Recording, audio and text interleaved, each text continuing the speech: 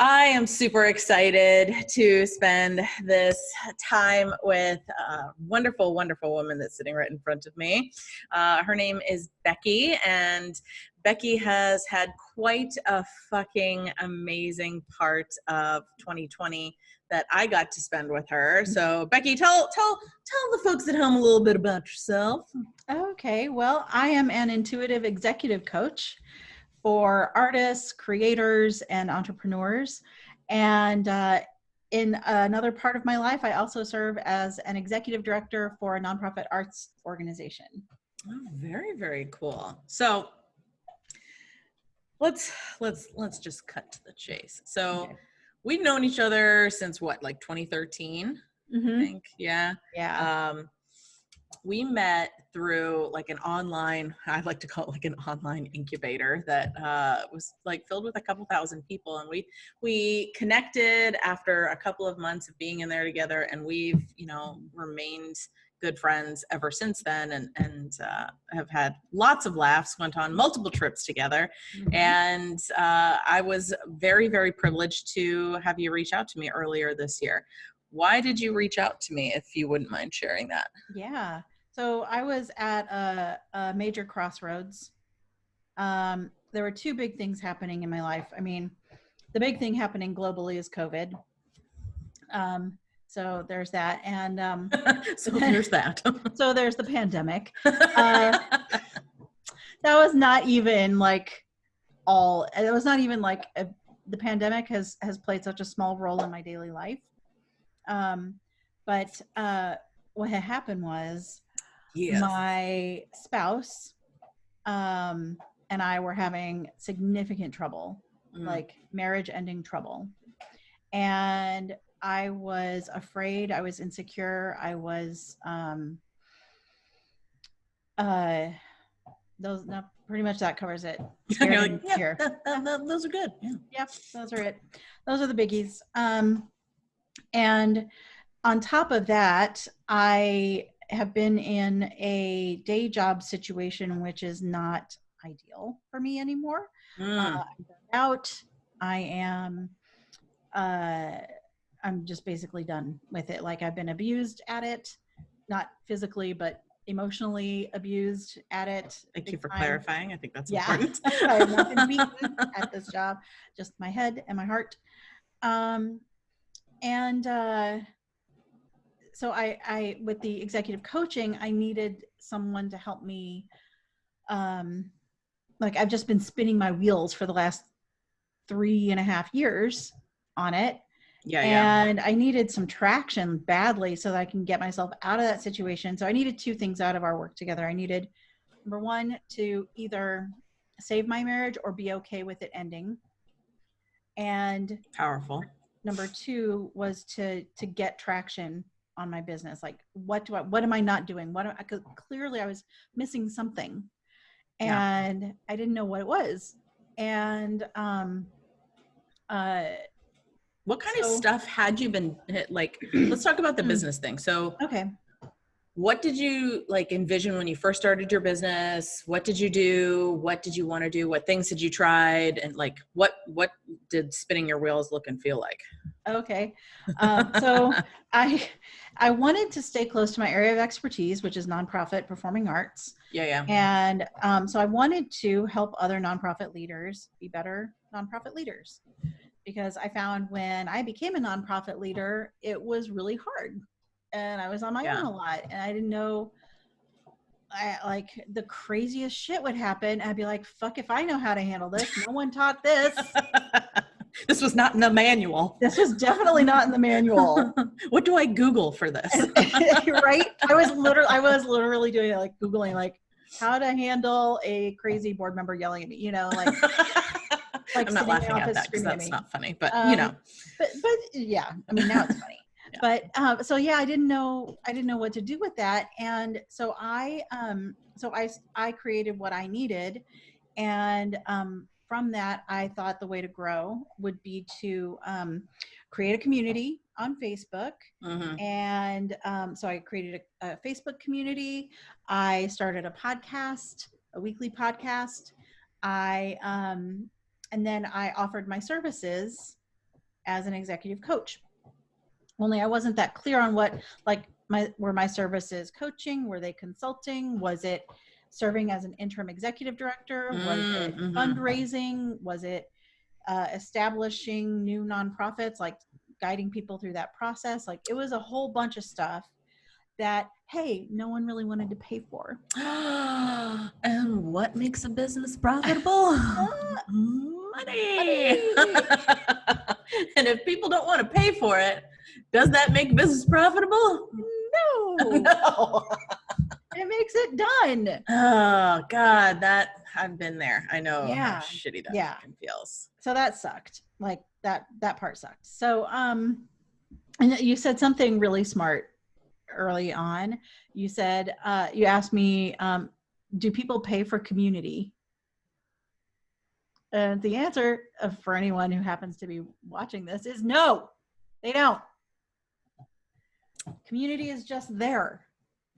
It is and you make a good point. It's like a lot of times people do take it for granted, or there's the notion that you shouldn't have to pay to be a part of a group. Like that whole stereotype about like in college when you join a sorority, like buying your friends. Like there is this whole stigma of like paying to get access to other people's knowledge. And then also there are a lot of communities that are just really out there and accessible. So yeah, go on. I didn't mean to interrupt. I want to hear more. No, it's all right.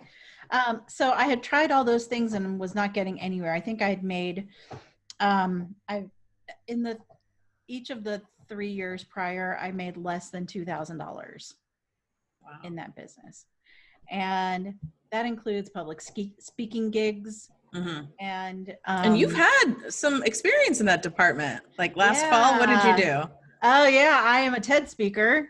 So that's cool. Yeah, that is pretty fucking cool. Yeah, but you don't get paid for that. Like, incidentally. Just let you know. That's volunteer work. It is totally, you get paid in exposure. But to be fair, I mean, TED can do that, right? Because exposure is their, like, they do. The ideas that they build their thing on is about like spreading stuff. So it's about being part of that community as well, if you think about it. So we're coming full circle back to we are indeed. So I was like, okay, how do I make money so I can stop being miserable in the day job? And because the association was making money in your business will allow you to have a little more freedom to quit the day job. Gotcha. Yes. And so what turns out that by doing so much work on myself, so much deep work on myself with you, I have not only multiplied my earnings this year already, and it's only August, not August, it's July. Not even August yet. It's July, girl. Oh my God. Like, what thing is it? It's COVID year. It's, the day it's Twentington of Neverland is the date. I like this. Twentington of Neverland. Yeah. COVID Ember. COVID Ember. Yeah. Yep. So I have been able to mold the day job to better suit me. Oh, that's huge. That's so huge. Yeah. And so I'm less burned out. I still don't particularly want to keep doing it, but it is less of like a, like I never lose sleep over it.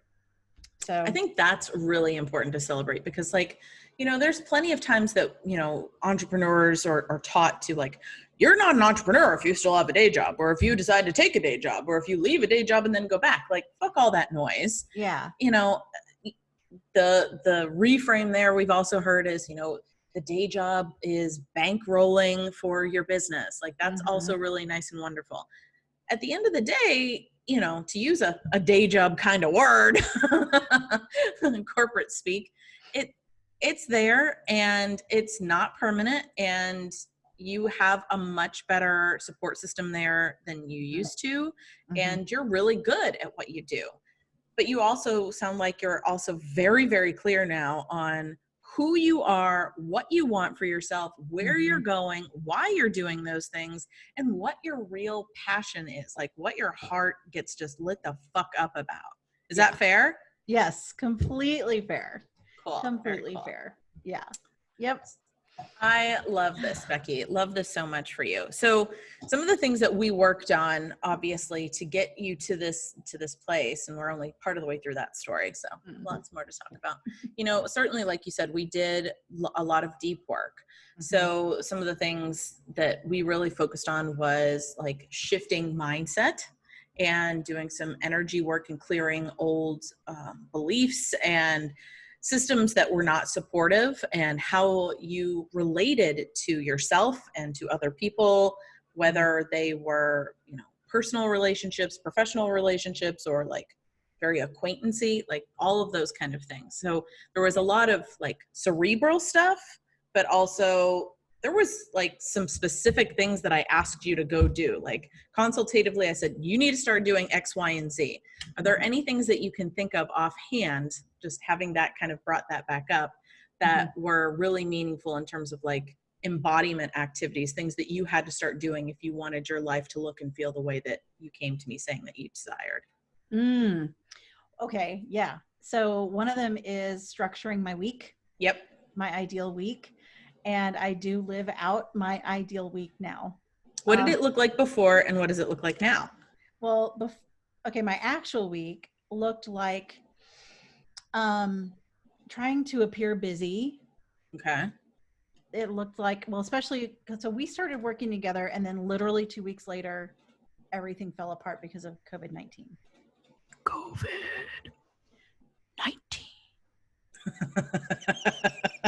We're just going to do that throughout the rest of the interview. It's like a callback, like when you're doing a training. I need to get everybody's attention. COVID-19. All right, everybody in the back. COVID-19. That's right. All right, we can keep moving now. Everybody's on board. So back to Becky. Yeah. So we digress. But like it was my week was like every day working on the day job. Yeah. Every day. I tried to take Saturdays off because that's when my spouse had off. Time out. You said every day. You mean like not just Monday through Friday, like Monday, Tuesday, Wednesday, Thursday, Friday, day. Saturday, Sunday. Every day? Every day. For the people in the back, she said every motherfucking Every day. day. Yeah. Okay. So that was miserable. Also dealing, I mean, with the barrage of news, like regarding COVID, and my day job is festival producing. So, you know, yeah, not even like a twinkle in someone's eye right now. So it's, yeah, it was rough. So that was my day. And then I would sometimes go to work out until we hit the stay-at-home order. And then like my gym let us borrow equipment. So I brought some equipment home and looked at it. And it was gorgeous equipment. It was beautiful equipment. Sat there. I was really grateful to have that. Whatever. Anyway, visual art installation. Yeah, like, oh, look at you. Exactly. Yes. Yeah. Yes. It was on loan, from the Iron Mountain Fitness Gallery. And so it was, that was basically what my life was like. And then like on Saturdays, Brennan and I would do whatever we wanted to do together, like yard work or go out to lunch or whatever we ended up doing. So you had like one day, one afternoon kind of. Yeah, which he was not, he like wanted more time. And I'm like, well, I have to keep up with this. I have to, right? Turns out I don't have to.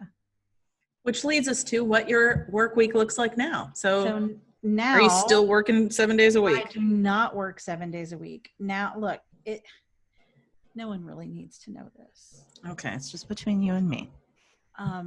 But like in my ideal schedule, I made it so that Mondays and Fridays, I don't have any meetings. Like I was having meetings every single day like every day of the week was fair game.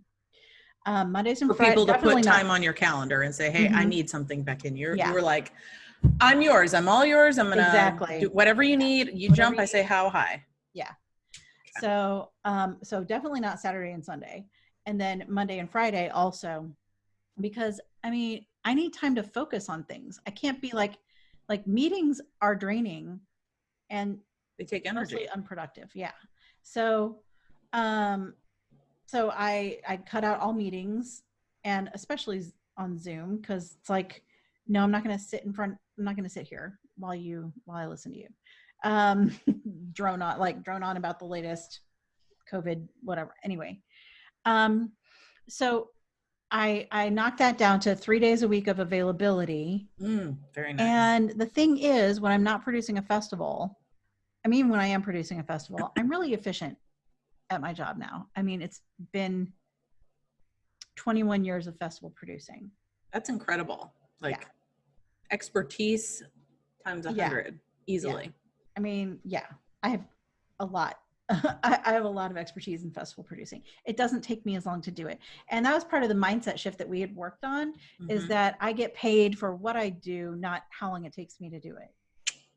Absolutely. That is such an important thing for people watching this to understand. To those of you that are stuck in this, like, I want to do it all myself. I want to make sure that it's done right. I don't trust other people to do exactly what I need. It's just easier for me to do it quickly than it is to train somebody else to do it. Like, that clearly, as Becky is talking to us, is not supportive and not sustainable. Tell us more about how your week looks now. So now that my gym has reopened, I usually go work out in the middle of the day. I can go at any time. So I usually go like noonish. I have a very like quiet entry into my day, and quiet and long entry into my day. That is so supportive. Like I nourish my brain before anything else happens. And then like I do whatever I need to do when I am moved to do it. Like I'm able to flow with my natural energy now. Tell me more about all of that. Like what are some of the things you do to support yourself in that like early ease into the day thing that you're doing now? So let's start there. Oh, sure. So my morning routine is, and it gets longer, like the more I sort of add stuff in.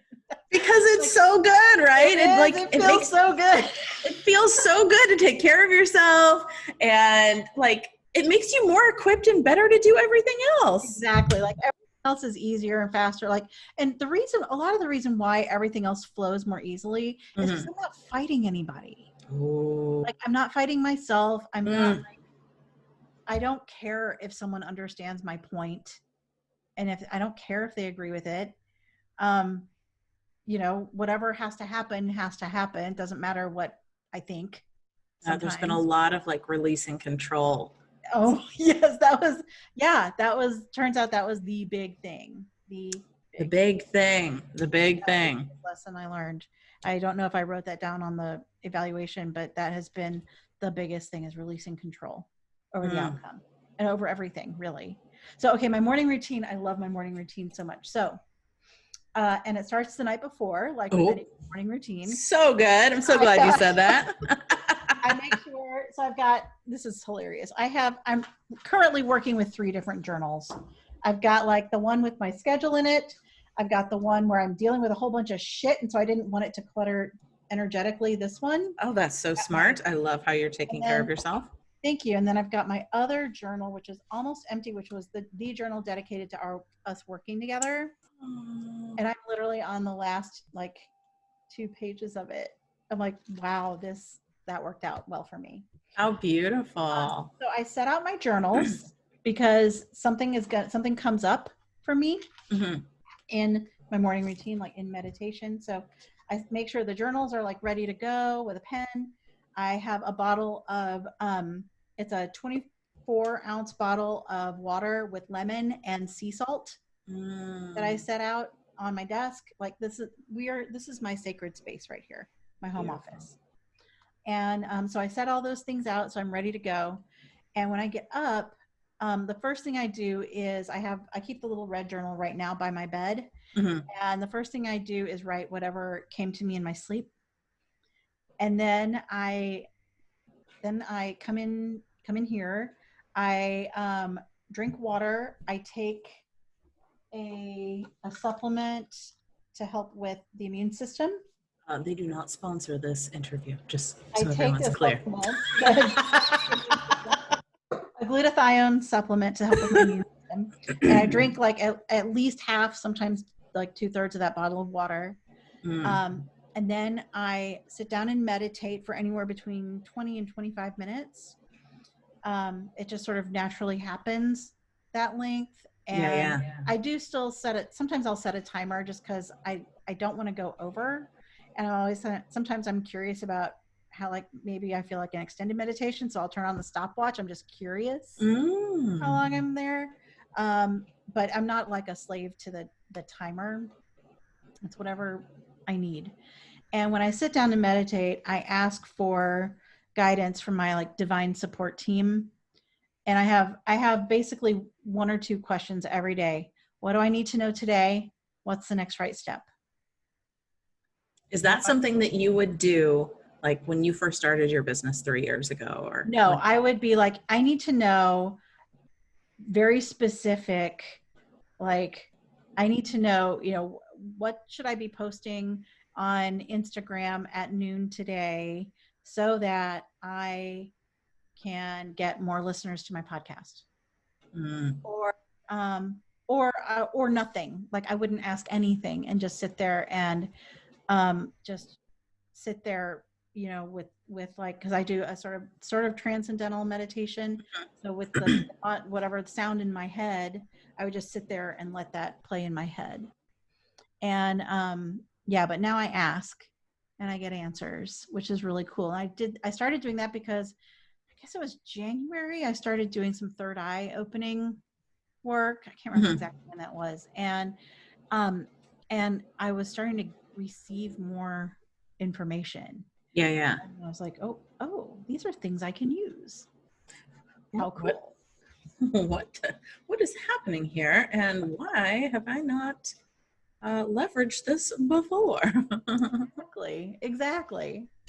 So I'm hearing lots of amazing supportive stuff in the mornings. You want to keep adding to it. All the things seem to like help you connect to yourself, support the right mindset and frame of mind you want for the rest of your day, like calibrate your nervous system so you stay in that like juicy, beautiful, flowy, like open, receptive state. Yeah. And I think that's such a beautiful way to start your day. So you mentioned, like, you in answer to the question a little bit ago about like 3 tangible things that you've made changes either in your business or in your personal life.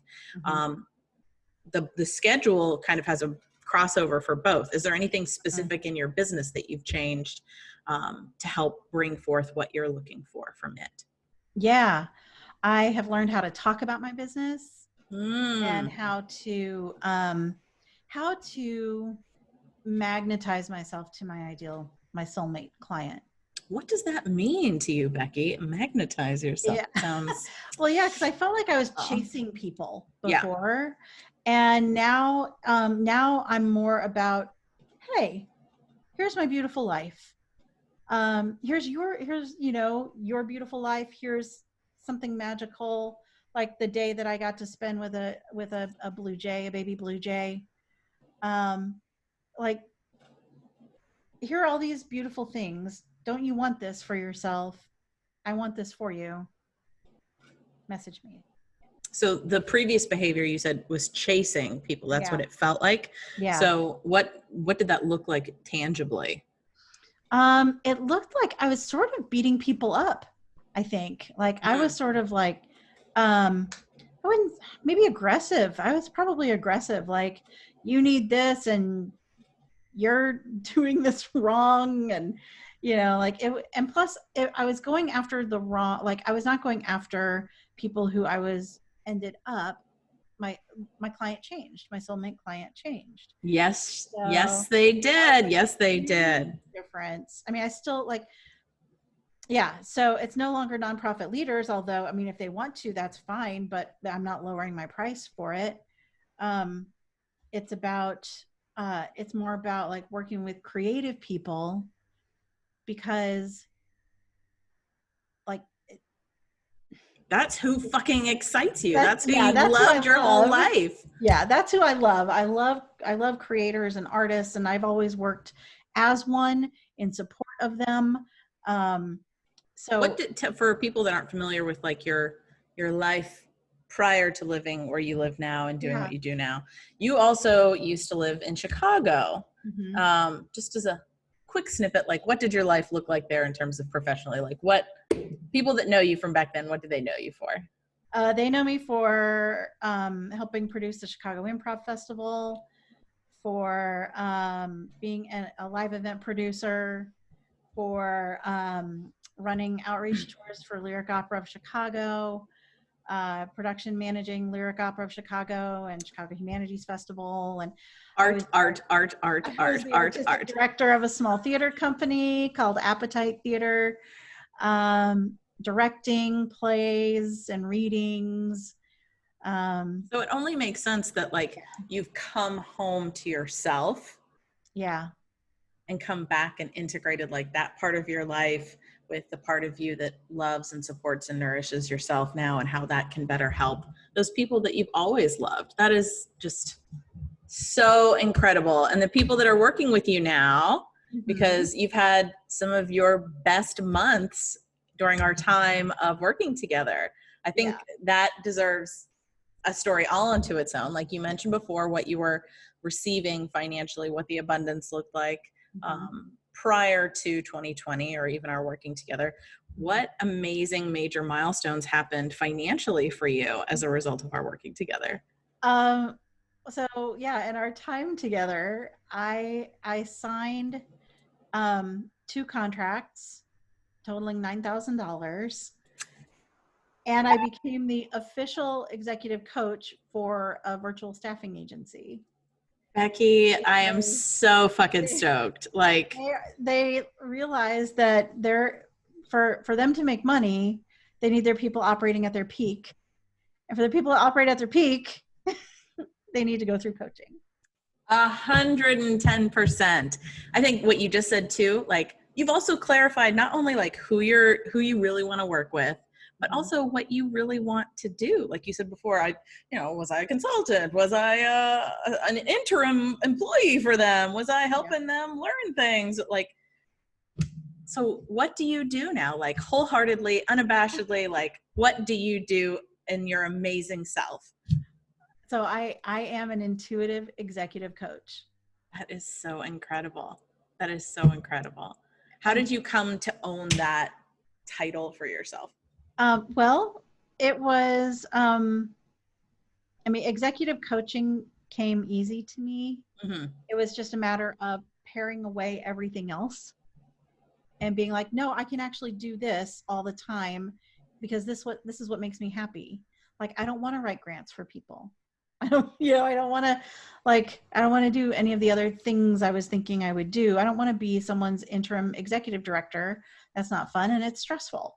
So I kept to you. To me, exactly. To everybody out there. That's like, I know some serial interim executive directors who are amazing, and like, thank you to them for doing what they love, and they can say the same for you. So keep going.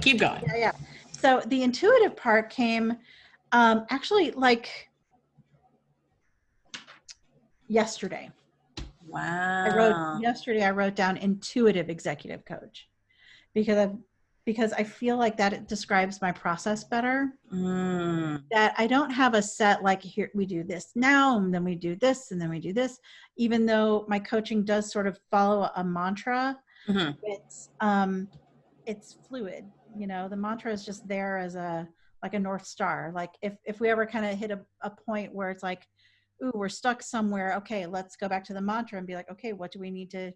So the mantra is the mantra of the Labyrinth, which is release, receive, return.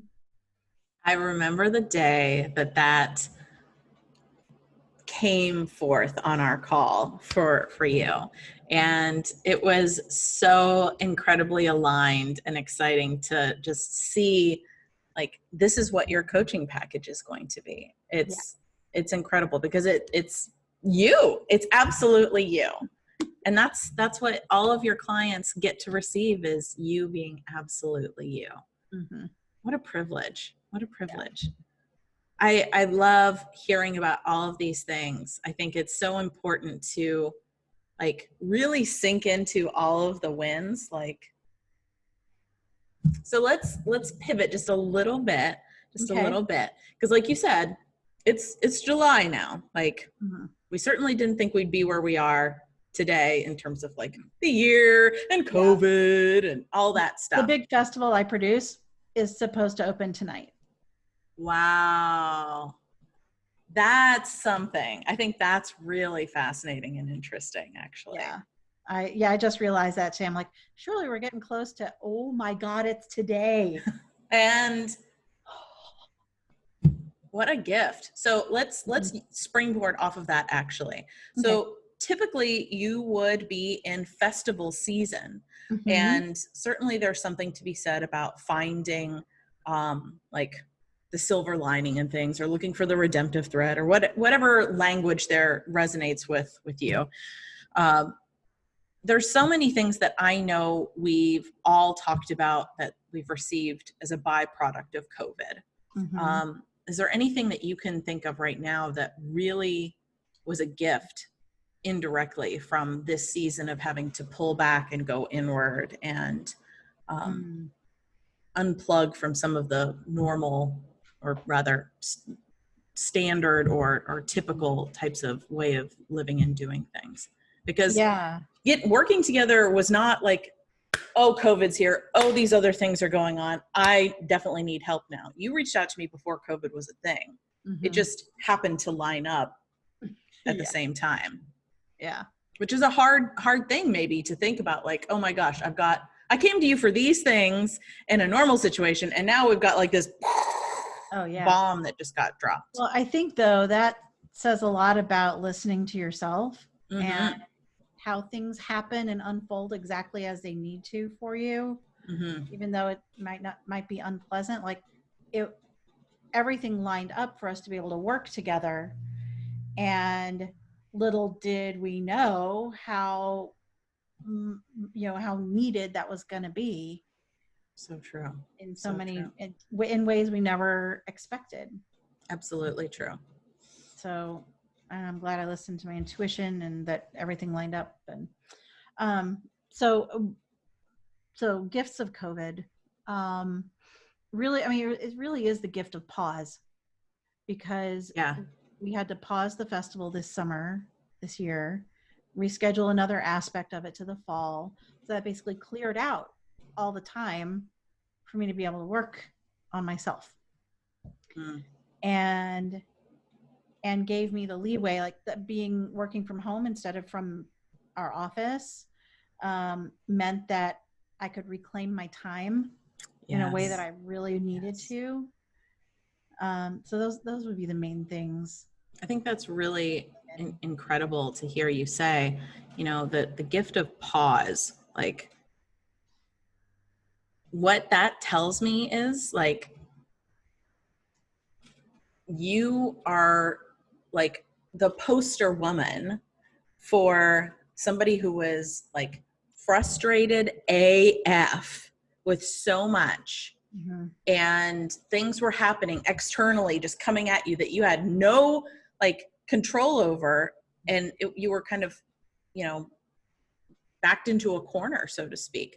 And for you to come out on the other side and say, you know what, this was good for me, this was valuable for me. That's a lesson that anybody watching really needs to take into their heart, because there's going to be excuses right and left about when the right time is going to be for something. And when there is a major amount of stress and frustration, Becky is the poster woman for that is when you need to allow yourself to receive 100%. Yeah. So I want to celebrate that, because that was something like we've known each other for years. And that for me, that's something that I've seen in you that is a huge, huge shift. Not that like you were like, I won't accept help. Like that wasn't the vibe I ever got from you, but like there's this softening and openness about like, just like, okay, I'm ready. I'm ready. I'm ready. And it's not like lip service. It's so you. It's so you. Thank you. I like being me. It does feel good to be you, right? Yeah. So one last couple of questions. I said one last couple. Yeah, that did not make sense at all, but we're just going to roll with it. Sure. A couple of final questions. So personally, in your personal life, you know, we've talked a lot about your business, and that's really my primary focus, is like making sure that you're able to support yourself. Like, what is this money going to allow you to do now personally that you maybe didn't realize that having it would allow you to do and equipped you for yourself? Well, that's a big question, because a lot of it goes to the other reason why I sought you out. So the marriage did not work out. And what this additional income means is I can stay in my house by myself. That I am, I'd say for the first time since ever in my adult life, I am completely self-sufficient. And like, I actually wrote all the numbers down, and it's, you know, it is tight. Like, I will be paying attention to my money. Money and I are going to have regular date nights.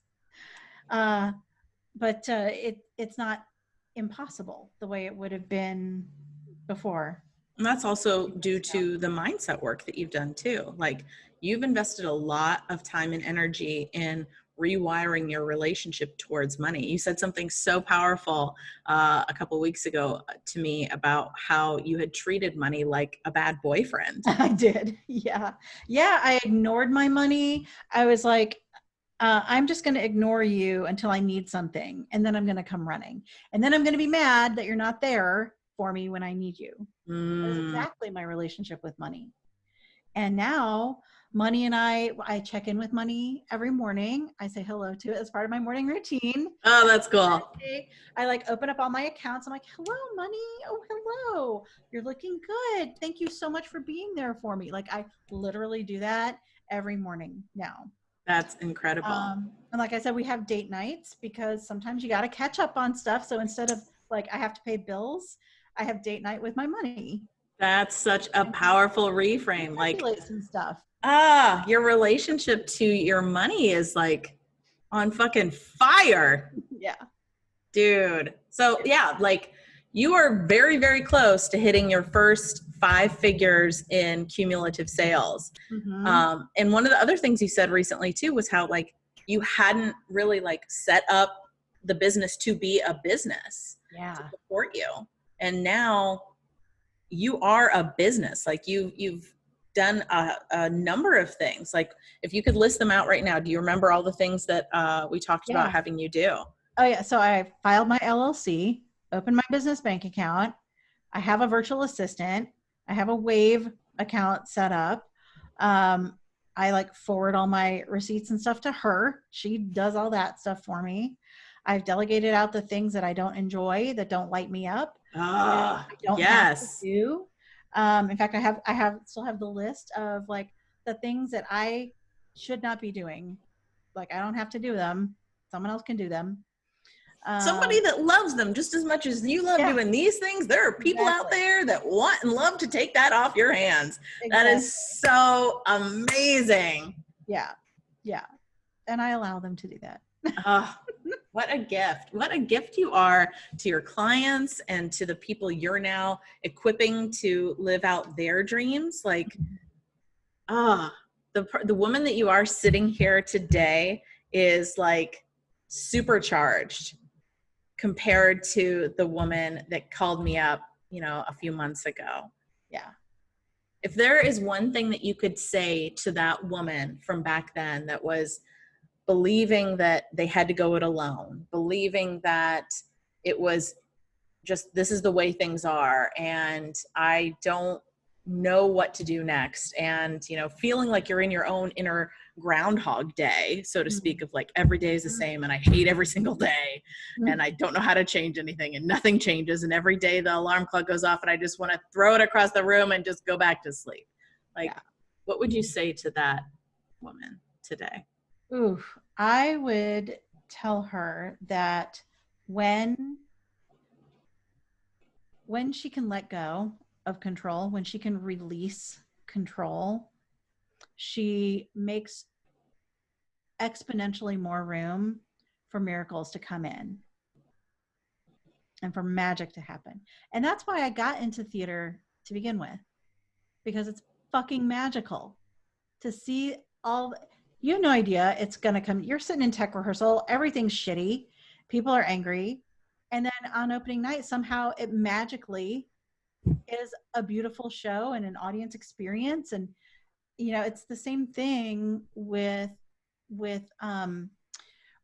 everyday life. Like, the more you release control to the elements that that want to have that control, you know, like, I'm not going to design costumes. I'm going to let someone else design costumes and let them have control and not worry about it. I'm not an actor. I'm not going to worry about the actors. I'm going to, you know, make sure they've got the space to do their job. So, so the more that I would tell her, the more you can release control, the more room you have for the miraculous to come through. That is so beautiful.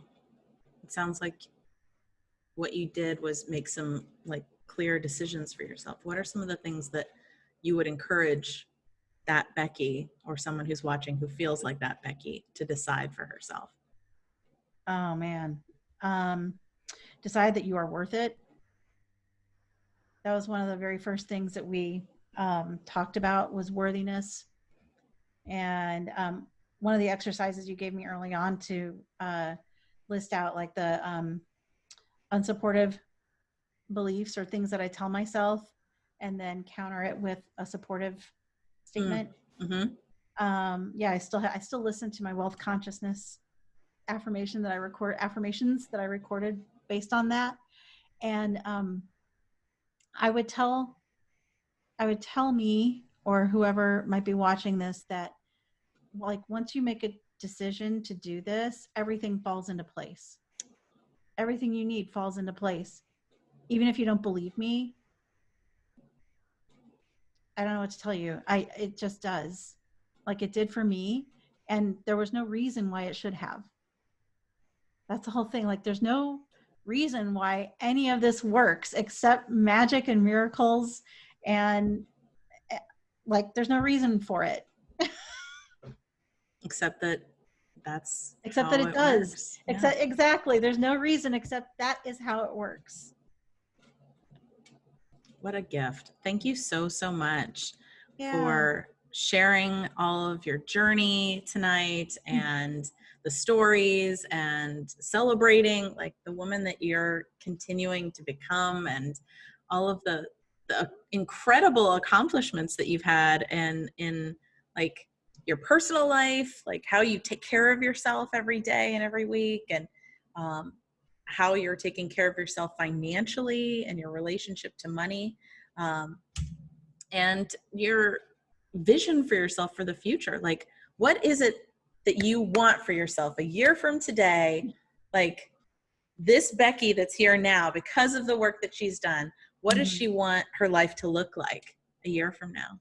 Oh gosh, I want my life to be expansive, abundant, joyful, light, happy, fun. Fucking fun. I want surprise and delight in my life. Yes. And relaxed. That's incredible. That's so incredible. I know those things are going to be happening for you because of all of the, other things that you've made possible for yourself. There's no way that you're not going to achieve these things. So I'm so excited to see, like, July 2021, COVID will be out the door. Yeah. Becky will be here, like, full roster of clients, supporting people in the way that she is divinely given and gifted to be able to do. And who knows what other miracles are going to be popping into your life. Exactly. Congratulations on all of the hard work. Thank you so, so much. We'll wrap it up right now. Final thoughts from you. If you're wanting to share anything else, now is the time. I can't, there are too many things to share. Like, there were too many blessings to count, too many miracles to enumerate. Everything that happened was divinely inspired and divinely foretold. It had to have been. Amazing. Thank you so much, Becky. If you guys want to learn more about her and what she does, you can find her on social media at Becky Brett Caldwell on Instagram. And what is your best website for them to contact you? Virtual Executive Director. Although, look, the website is what it is, people. That's not where my joy is. So here's the thing about that. Like, there are people making millions of dollars with websites that are not aligned any longer because they've up-leveled, but they haven't up-leveled the website yet. Yeah. And that's okay. So the website is perfect for what you need and where you are right now. And when it's aligned for it to rise with the rest of you, then it will. Yeah. Beautiful. Thank you. Thank you guys so much for watching. Thank you, Becky, for sitting down and celebrating your amazing self. We'll see you guys next time. Bye.